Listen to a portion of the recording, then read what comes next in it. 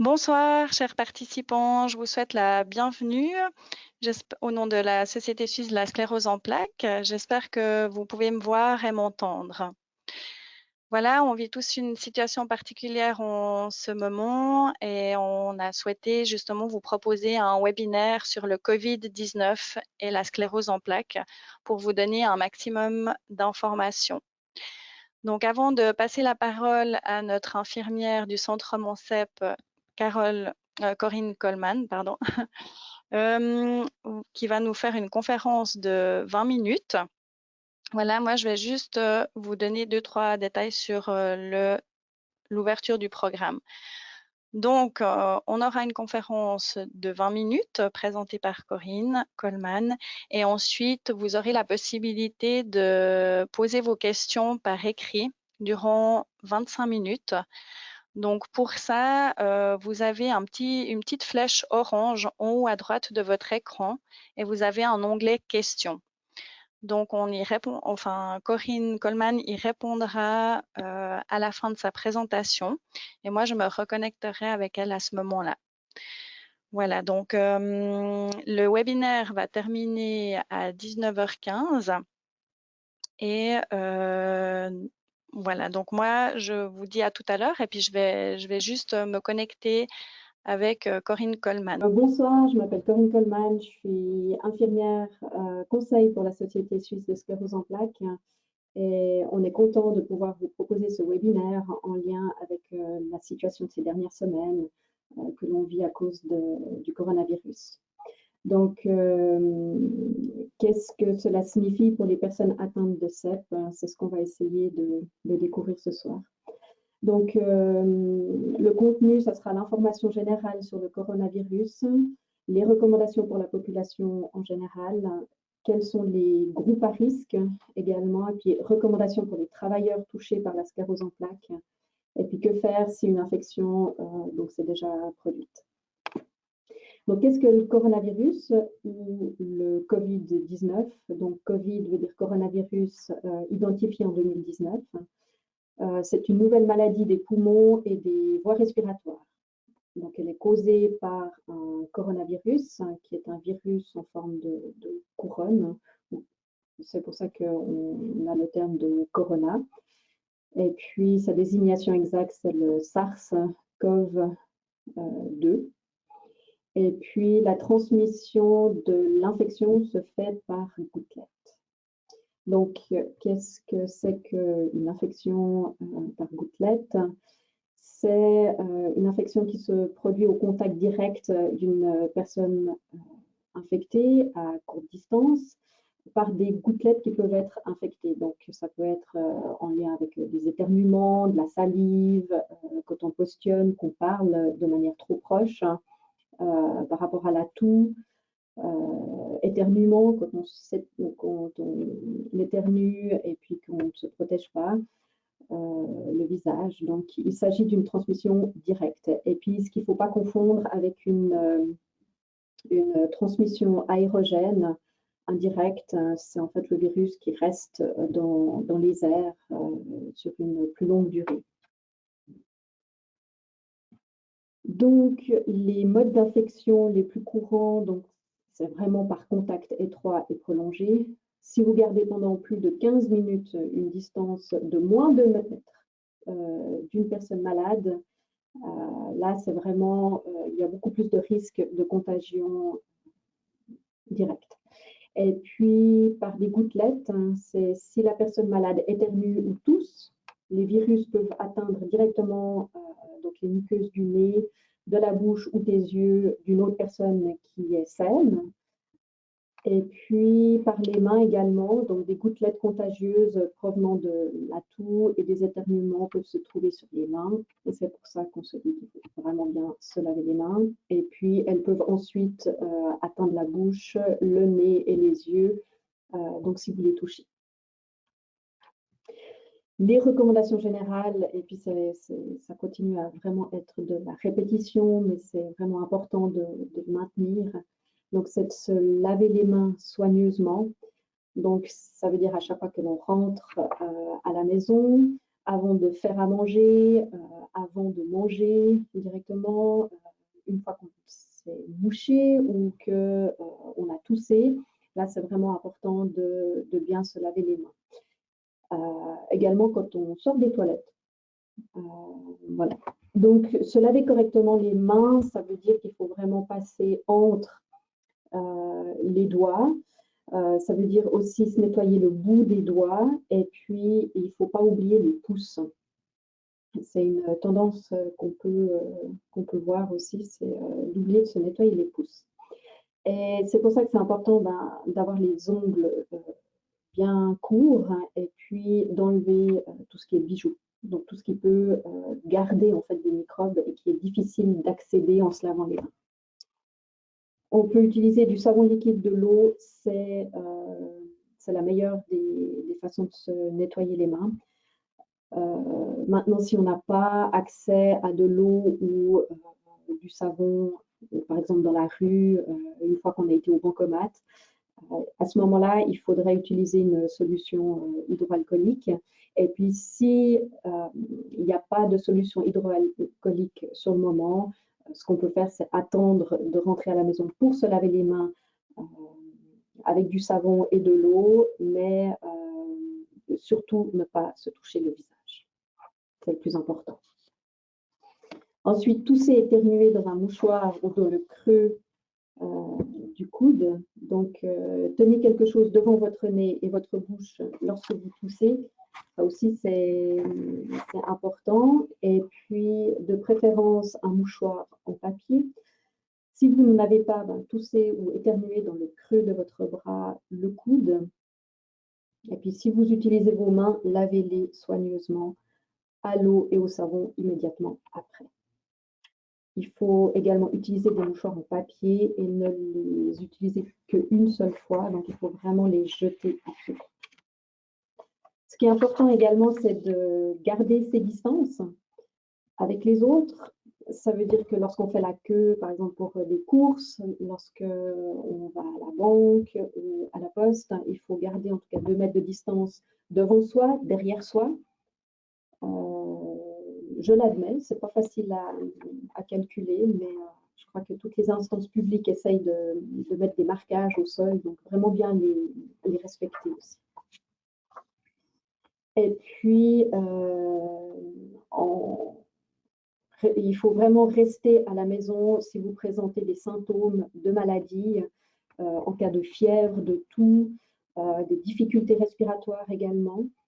Et puis, il faut éviter vraiment tout contact avec d'autres personnes dans ces conditions.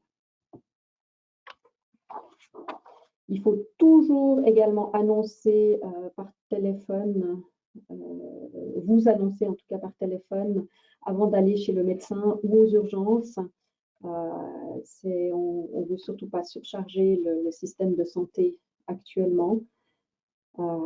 Si vous n'avez que des symptômes légers tels que de la fièvre et de la toux, vous n'avez pas besoin d'appeler le médecin, il n'y a pas besoin d'une consultation spécifique, ou si vraiment vous avez besoin d'une consultation plutôt par téléphone, privilégiez ce moyen-là. Et puis, ne vous rendez aux urgences d'un hôpital que de votre propre initiative, que si votre état s'aggrave et que votre médecin ne peut pas être joint. Dans ce cas, vous devez appeler le service des urgences avant de vous présenter au sein de l'hôpital. Toujours dans un besoin de soulager le système de santé. Voilà, donc, comment nous protéger et puis qu'est-ce que les groupes à risque. Donc, les recommandations pour les personnes de plus de 65 ans et celles déjà atteintes d'une maladie, c'est eux qui font partie des groupes à risque. Lorsqu'on parle de maladies, ça sera surtout de l'hypertension artérielle, maladies cardiovasculaires, les maladies chroniques des voies respiratoires. Ces maladies chroniques, ça peut être des bronchopneumonies obstructives. C'est vraiment des grosses pathologies associées au système cardiovasculaire et pulmonaire. Et puis, les maladies et thérapies donc, qui affaiblissent le système immunitaire et également les cancers qui sollicitent déjà énormément le système immunitaire et l'organisme. Donc, pour ces personnes à risque, les recommandations qui sont actuelles sont d'éviter les contacts directs avec les personnes qui n'habitent pas avec vous. Donc, la famille, le noyau nucléaire de la famille, c'est tout à fait possible. Demandez à des amis ou à un voisin de faire vos courses et donc de les déposer devant votre porte.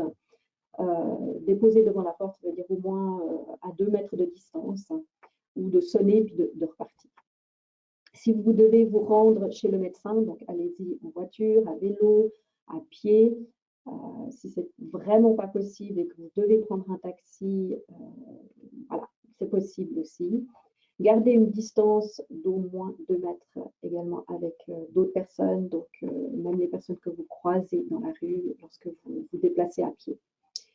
Et si vous avez des symptômes, donc difficulté à respirer, toux et fièvre, il faut tout de suite appeler votre médecin ou un hôpital. Expliquez que vous appelez à cause du coronavirus et que vous êtes plutôt dans une population, en tout cas un groupe à risque, et puis décrire les symptômes. Ça, en tout cas, c'est important. Et puis, donc, les recommandations qu'on donne aux personnes qui sont atteintes de CEP, que ce soit au travers de l'infoline, ou ça a été une des premières recommandations, c'est que si vous êtes atteint de CEP, il n'y a pas initialement, vous avez également le même risque que tout le monde d'attraper le coronavirus, donc d'être infecté. Et puis, les personnes atteintes de CEP ne sont généralement pas plus à risque parce que le système immunitaire n'est pas affaibli par la maladie, en tout cas par la sclérose en plaques. Les personnes atteintes de CEP doivent-elles poursuivre leur traitement? Donc, en général, les thérapies doivent être poursuivies selon le plan initial.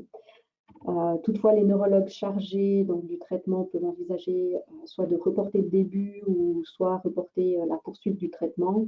Je pense à l'Ocrevus, par exemple, où des fois, au lieu d'attendre 6 mois, ils déplacent un petit peu le rendez-vous.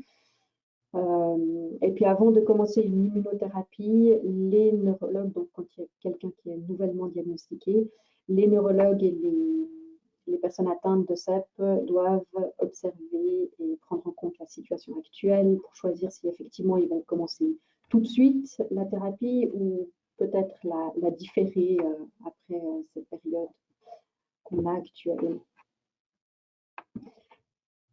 Puis les médicaments qui entraînent un affaiblissement du système immunitaire, c'est la grande question, lesquels sont plus à risque. Et puis, donc en raison dans l'ensemble, en raison de la dynamique de la maladie Covid-19, il n'existe pas à ce jour de données claires sur le risque des différentes substances. L'évaluation faite ici est donc basée sur un consensus d'experts qui, eux, découvrent aussi la maladie et puis évoluent avec la maladie au fur et à mesure. Et en outre, toute décision thérapeutique doit être prise par le neurologue, toujours en collaboration avec le patient, parce qu'il faut toujours pouvoir relativiser le bénéfice et le risque par rapport à la situation. Et puis en principe, en cas d'incertitude sur le risque d'infection, il convient de consulter le neurologue, de préférence par téléphone, par écrit, comme ça on évite de prendre des rendez-vous et de se déplacer à leur cabinet.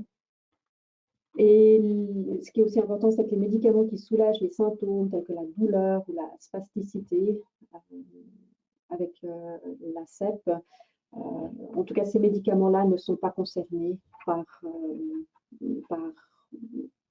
nous affaiblir en tout cas. Et puis les traitements pouvant affaiblir les défenses contre les infections externes, je ne vais pas pouvoir les détailler de manière approfondie parce qu'il y a un prochain webinaire qui sera proposé par un neurologue dans le courant du mois qui détaillera vraiment de manière claire les risques et les traitements contre l'évolution de la CEP. Mais en tout cas, les thérapies qui réduisent le nombre de cellules de défense disponibles au-delà de la durée d'utilisation, telles que l'Emtrada, Mavenclad, Ocrevus, il y a également Mattera, augmentent le risque d'évolution plus grave de l'infection. Ça modifie, le but est de modifier la réponse immunitaire de certains globules blancs, entre autres les lymphocytes B. Donc du coup, c'est clair que voilà, il faut faire attention, en particulier dans les premières semaines suivant l'ingestion du médicament ou la perfusion. Ça, c'est important. Et puis, dans certaines circonstances, les traitements immunomodulateurs oraux peuvent réduire la capacité du système immunitaire à répondre à l'infection, et ça concerne le Tecfidera et l'Obaju. Et puis, sous Gilenya, il y a un risque légèrement accru d'infection et ou d'infection plus grave des voies respiratoires. Toutefois, cette thérapie doit être poursuivie afin d'éviter un retour de l'activité de la maladie. C'est là où toujours on parle de bénéfice-risque. Ça, bien sûr, il faut toujours suivre les recommandations de l'Office fédéral de la santé publique pour les groupes à risque. Donc ça, c'est pour les personnes qui sont sous ces traitements-là, qui peuvent affaiblir les défenses contre les infections externes. Mais comme je vous disais, il faut plutôt vous pencher sur le webinaire qui sera proposé par un neurologue durant le courant du mois. Je n'ai pas la date exacte, malheureusement. Et puis, recommandation donc, pour toutes les personnes actives atteintes de CEP, c'est essayer de travailler à domicile si possible, essayer le télétravail, essayer de voir avec vos employeurs qu'est-ce qui est possible de faire. Il faut surtout éviter les transports publics. La Société suisse de sclérose en plaques va pouvoir aider financièrement à couvrir les frais de taxi pour les déplacements nécessaires à vos rendez-vous médicaux. Et puis, l'infoline CEP vous conseille donc les lundis au vendredi de 9h à 13h et puis les mardis de 16h à 20h. On a ouvert cette ligne le mardi, particulièrement pendant cette période. Souvent, il y a des annonces qui sont faites au niveau politique le lundi. Donc, les questions émergent plus facilement le mardi soir.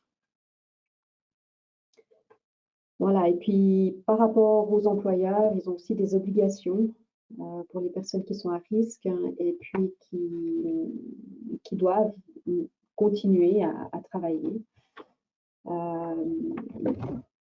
Donc, cette ordonnance est basée sur l'Office fédéral de la santé publique et puis qui a été publiée le 20 mars de cette année. C'est l'article 10C sur l'obligation de l'employeur. Donc, l'employeur permet à leur employé vulnérable d'accomplir leur obligation professionnelle depuis leur domicile. À cette fin, ils prennent les mesures organisationnelles et techniques qui s'imposent. Et puis, si en raison de la nature du travail, les activités professionnelles ne peuvent être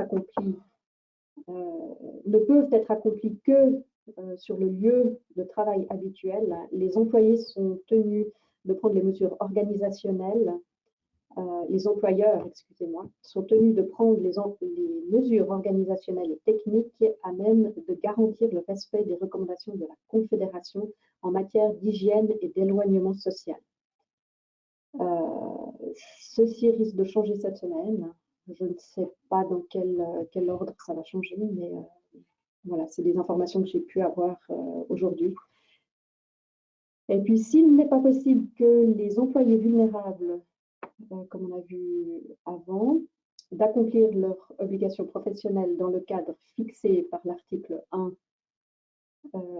l'alinéa 1 et 2, leur employeur leur accorde un congé avec maintien du paiement de leur salaire. Et puis, les employés font valoir leur vulnérabilité moyennant une déclaration personnelle ou alors avec un certificat médical. Et puis, l'employeur peut avoir recours à un certificat médical, peut demander à l'employé d'avoir un certificat médical. Sur l'infoline, il y a également les assistantes sociales qui peuvent vous répondre aussi de manière plus claire par rapport à ces ordonnances. Et donc, que faire en cas d'infection à Covid-19? Donc, le traitement vise à soulager surtout les symptômes pendant que votre corps combat l'infection, parce qu'il n'y a toujours pas actuellement de médicaments spécifiques par rapport à la maladie Covid-19. Et puis, si vous avez une sclérose en plaques et que vous êtes atteint du coronavirus, il faut en informer votre neurologue afin qu'il puisse prendre en compte la sclérose en plaques et l'immunothérapie dans le suivi justement du Covid-19. Et puis, comme pour toute infection fébrile, c'est possible qu'il y ait une aggravation temporaire des symptômes de la CEP, mais qui disparaît normalement lorsque vous n'avez plus de symptômes du coronavirus. Voilà.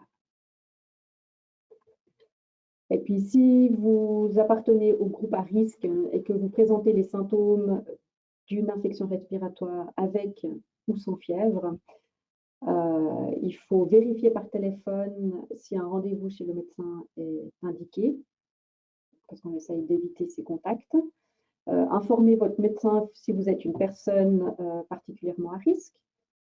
Et puis, ne vous rendez pas aux urgences d'un hôpital de votre propre initiative, comme on l'a déjà dit précédemment. Par contre, vous le pouvez si votre état s'aggrave et qu'aucun médecin n'est disponible. Donc, ni le neurologue, ni le médecin traitant. Et puis, informez votre neurologue afin d'évaluer la poursuite du traitement contre la CEP. Voilà, il y a aussi des numéros qui sont utiles si vous avez des questions par rapport à donc des questions plus générales par rapport au coronavirus, si vous avez besoin de faire des dépistages, où sont les centres de dépistage. Il y a donc l'infoline coronavirus suisse au 058 463 0000, et puis eux, ils répondent vraiment 24 heures sur 24 aux questions, et dans les 3 langues principales suisses. Et nous, l'infoline CEP pour la Romandie au 0844 737 et 463. Nous, on répond du lundi au vendredi de 9h à 13h et du mardi, justement exceptionnellement, de 16h à 20h. Voilà, je précise aussi que donc il y a des assistantes sociales. Je suis là aussi infirmière pour répondre aux questions. Voilà, en tout cas, merci d'avoir pu suivre cette présentation. Je vais redonner la parole à Stéphanie, ou en tout cas, je me reconnecte avec Stéphanie pour pouvoir répondre à vos questions.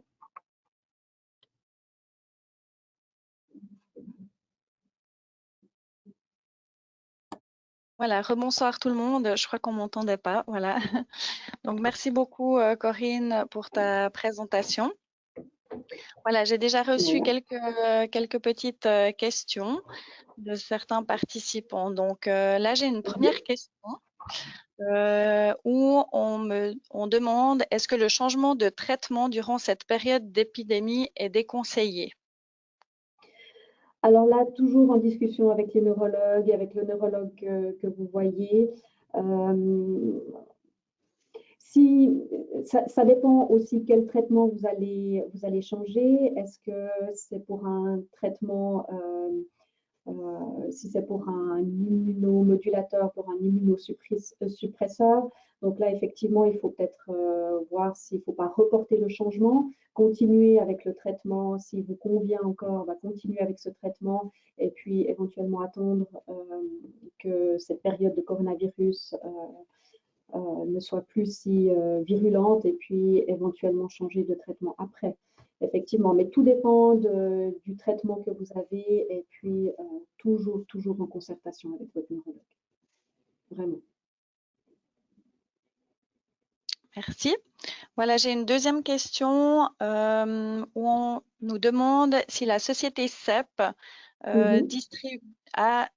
peut donner accès à des masques pour des personnes qui n'auraient pas de masque. Alors malheureusement, non. C'est une question qu'on nous a déjà posée. Malheureusement, les masques, il y a une pénurie de masques et ces masques sont vraiment réservés pour le personnel soignant. Dans le sens où il y a une certaine façon d'appliquer un masque, il faut aussi l'enlever, il y a une espérance une durée de vie d'un masque. Comme on est en pénurie aussi dans les professionnels de la santé, utilisent un masque normalement 1 heure. En période de pénurie, on va l'utiliser pendant 4 heures. Et puis maintenant, il y a même une augmentation de tolérance de 8 heures pour une utilisation d'un masque. Donc malheureusement, on ne va pas pouvoir distribuer des masques parce qu'on n'en a pas. On ne fait pas des soins directs aux patients qui sont atteints de cette maladie et c'est réservé en fait pour ces personnes-là. Maintenant, je sais que les médecins traitants en reçoivent une quantité voilà, au prorata de leur patientèle aussi. Et puis, vous pouvez également en avoir en pharmacie.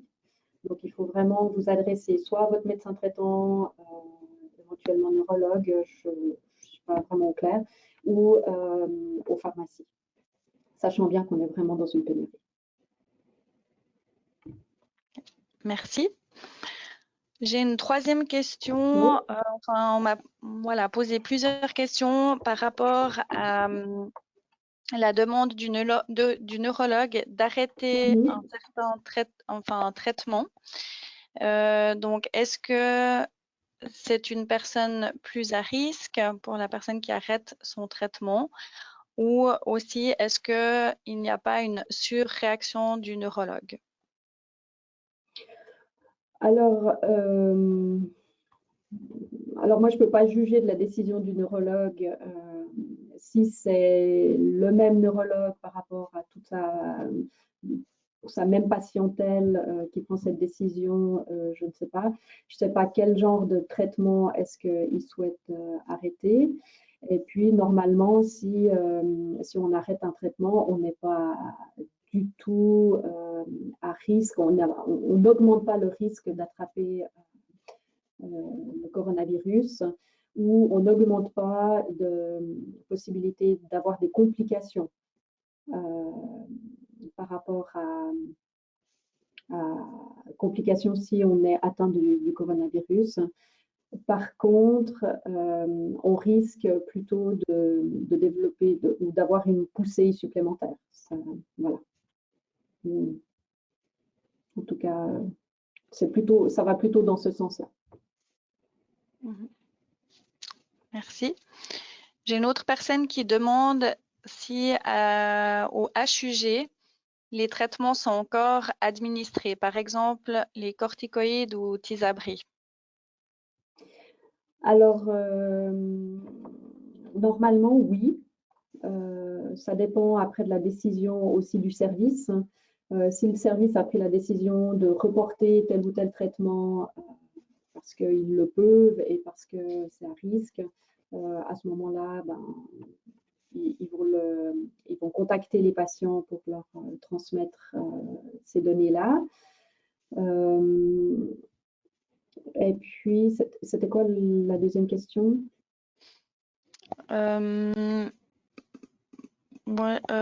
C'était est-ce que les corticoïdes Ah oui, les corticothérapies, s'il y a une poussée, effectivement, une corticothérapie vraiment à forte dose est aussi à rediscuter avec le neurologue. Est-ce qu'il ne faut pas laisser la poussée? Ça dépend quel est le degré d'handicap en lien avec la poussée à ce moment-là, et savoir si ça vaut la peine, toujours cette question de bénéfice-risque, est-ce que ça vaut la peine de prendre un traitement par rapport à cette poussée ou pas?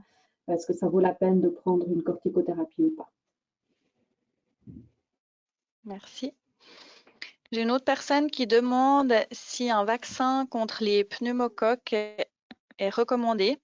Est-ce que c'est un plus si on l'a fait dernièrement en cas d'infection au Covid-19? Alors malheureusement, aucune idée. Je n'en sais rien. J'ai pas entendu d'études allant dans ce sens-là, donc je peux pas répondre. Mais ça, c'est une bonne question éventuellement à poser justement au webinaire, au neurologue qui présentera le webinaire la prochaine fois.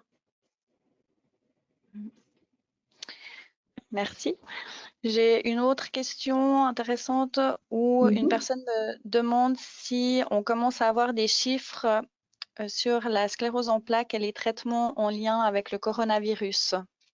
Alors non, on n'a pas de chiffres, en tout cas de données à ce niveau-là. Maintenant, c'est peut-être des chiffres qu'on pourrait extraire au niveau à partir de Zurich. Donc, c'est quelque chose que je peux poser la question. C'est une question que je peux poser à mes collègues à Zurich. Merci. J'ai une autre personne qui demande s'il y a un risque accru entre la combinaison d'un traitement, bon, ici en l'occurrence Ocrevus, et avoir de l'asthme chronique qui est traité par du Symbicort. Alors, c'est cumuler les risques. Je pense qu'effectivement, une maladie chronique telle que l'asthme, de surcroît qui est traitée, oui, je pense que c'est cumuler en tout cas les risques de complications. Merci. J'ai une autre personne qui demande s'il y a des symptômes très légers. Voilà, comment faire? Et puis, est-ce qu'il faut quand même prendre contact avec quelqu'un, même si c'est des symptômes très, très légers qui Alors c'est ressemblent. vrai, ouais, alors c'est vrai que on réagit pas tous de la même manière avec ce virus. Il y a des personnes qui peuvent simplement avoir une perte de l'odorat, une perte du goût, sans fièvre, sans être plus incommodé que ça. Il y en a qui, donc vraiment on réagit de manière différente.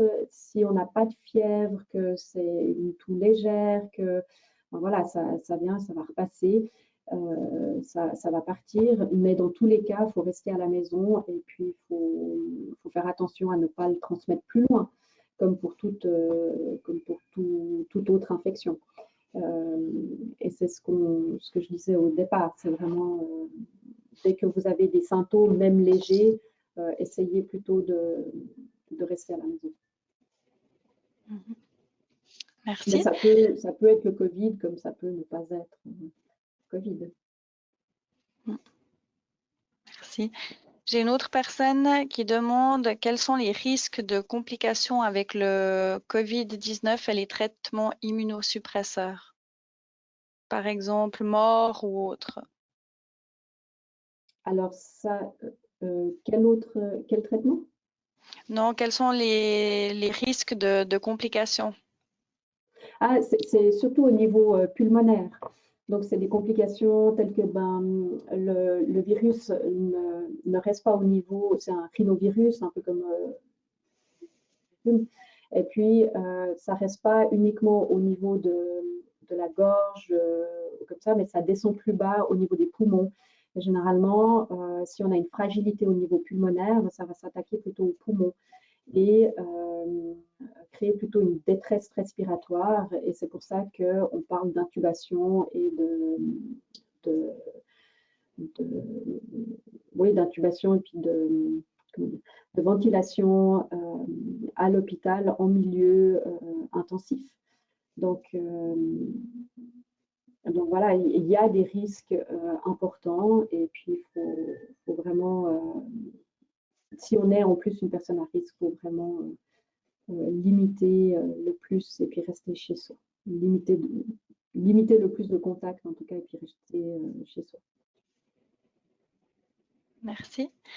J'ai une autre question où voilà, on entend que certains traitements de la CEP sont utilisés contre le coronavirus.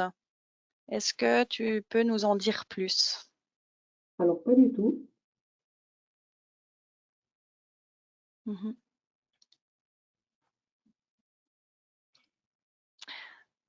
Voilà. J'ai quelqu'un qui est en fauteuil et qui a besoin d'aide pour se coucher, qui n'a pas de masque. Et donc, c'est peut-être sa voisine. Alors, que faire? Alors, il faut que sa voisine puisse se procurer des masques, mais en même temps, alors madame est à risque, mais la voisine, si elle n'a pas de symptômes, si elle n'a pas de, effectivement, elle n'a pas cette possibilité de prendre de la distance, donc les 2 mètres de séparation, donc effectivement, il faudrait qu'elle se protège avec un masque. Ce masque, il faut effectivement qu'elle aille s'en procurer à la pharmacie ou voir avec le médecin traitant de madame qui est en fauteuil. Merci.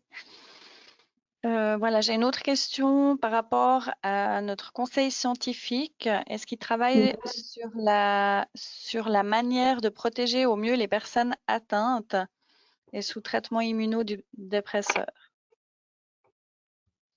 Alors, je ne comprends pas très bien la question. OK. Oui. Donc, c'est en fait si notre conseil scientifique de la société CEP travaille sur la manière de protéger au mieux les personnes atteintes. Ben, je pense qu'avec les recommandations qui sont données là, oui, ils travaillent dans ce sens-là. Et puis, ils essayent d'informer un maximum par rapport à la maladie. Ils publient également continuellement sur les actualités sur le site internet. Donc oui, oui, je pense qu'ils travaillent en ce sens-là. Mais j'ai pas l'impression de répondre vraiment à la question de base. Donc je reste à disposition sur l'infoline si vous voulez préciser la question et puis que je puisse renseigner auprès de Zurich et puis de notre comité scientifique. Merci. Après, j'ai une autre personne qui demande que faire en cas de poussée étant donné les circonstances. Ben justement, ça dépend si, dans quel sens la poussée est handicapante ou pas. Et puis surtout s'il y a une poussée, ben c'est de voir avec, c'est d'appeler son neurologue et puis si c'est vraiment handicapant, effectivement, faudrait voir avec lui le bénéfice de prendre une corticothérapie. Sinon pas, ben ça va pas comment dire, augmenter le risque d'être, ça ne va pas augmenter le risque de complications en lien avec le coronavirus. Mhm.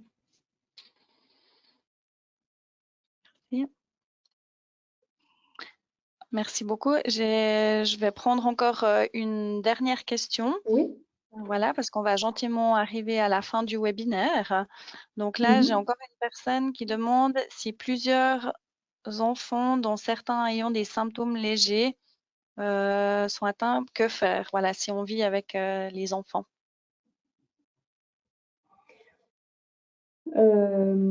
Malheureusement, ça c'est s'ils ont des symptômes légers, ça veut ben, peut-être que c'est le coronavirus, peut-être pas, on ne sait pas.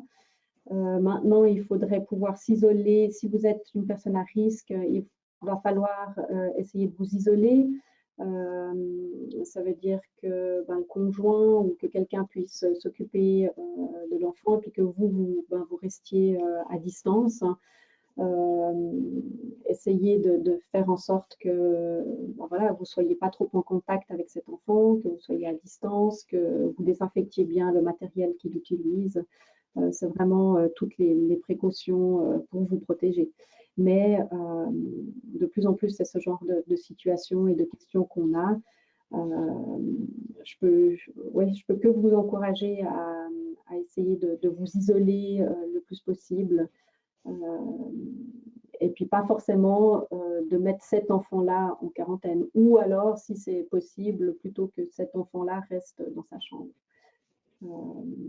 Et puis mange à part ou mange plutôt dans sa chambre, comme ça. Après, ça dépend ce qu'on entend par symptômes légers. Est-ce que c'est simplement un rhume? Est-ce que voilà. Il faut peut-être appeler la ligne que je vous ai donnée juste tout à l'heure au 058 463 0000, qui est l'infoline par rapport au coronavirus, pour savoir, pour pouvoir mieux identifier si effectivement c'est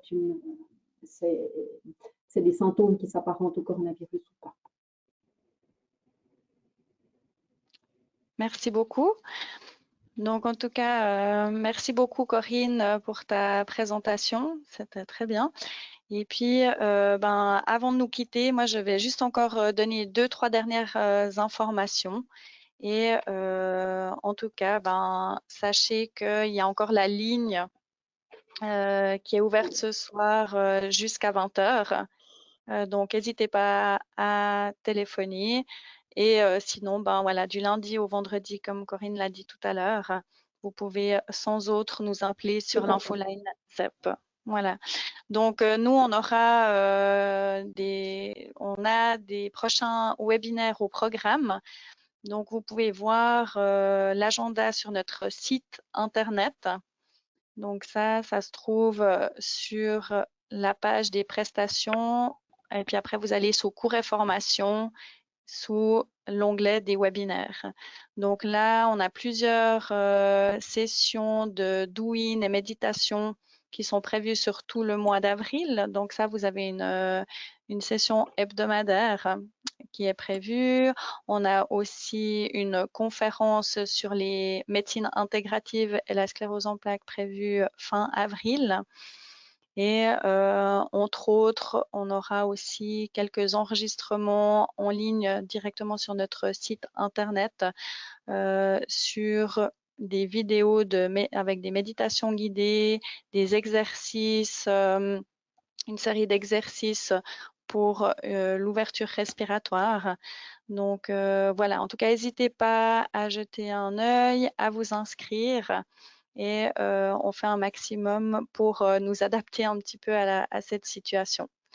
Voilà, donc en tout cas, on espère vous avoir apporté un petit peu plus d'informations ce soir. Et puis, voilà, on vous souhaite le meilleur. Prenez bien soin de vous et à tout bientôt. Merci beaucoup. Bonne soirée. Au revoir.